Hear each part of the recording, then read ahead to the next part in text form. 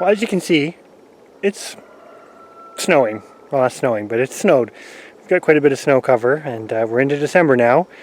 But I wanted to take a moment to show you something that I think speaks a lot to some of the heritage, old-timey livestock that are, let's just say, better adapted for living with less accommodations. Accommodations is the wrong term, but they don't need their habitat modified much. And I'll show you what I mean here in 1 second. Got to excuse the lighting, it's really terrible here. But, as you can see, this Partridge Chantecler hen, who was our last one to hatch chicks out this year, has decided to take her 2 chicks for a bit of a wander out into the snowy wilderness, as it would, or as it were. But really, these chicks, I forget exactly how old they are, but you can see they're not fully feathered yet. There's 2 of them there. Now, basically, they are completely able to deal with this kind of wintry weather because they've got the mum with them. So if they get cold, she can fix that.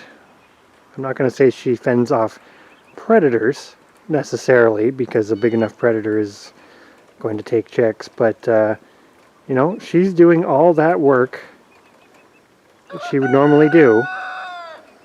And realistically, even though this is not necessarily ideal to have chicks born in you know, late fall, but they're likely going to do just fine. They've been through a bit of different weather already. So I mean, when you think about how delicate chicks in an incubator or brooder can be versus these chicks, which are basically out foraging in the snow, really kind of speaks to the testament of broody hens and breeds that are sort of able to survive without too much comfort accommodation from humans, i.e. we bring them food, we do give them shelter, we protect them from predators, but you know, these birds don't need to live in a climate controlled, ventilated, heated building to still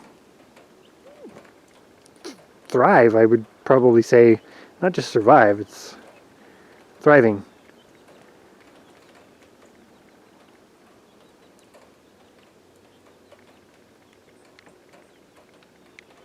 And so that's an example specific to chickens, but I think it really speaks to this notion of when you're planning a homestead, and if you're planning it to be, I'm going to use the term sustainable and a little bit lower input, choose things, choose animals and plants that work in your environment, i.e.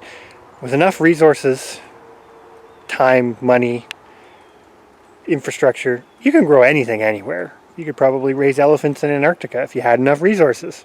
Keep in mind, that sounds ridiculous because the amount of resources you'd need to keep that going is pretty astronomical. But I mean, the same applies on a homestead scale. You can keep breeds and varieties and species that yes, you can keep them alive and you can keep them producing, etc.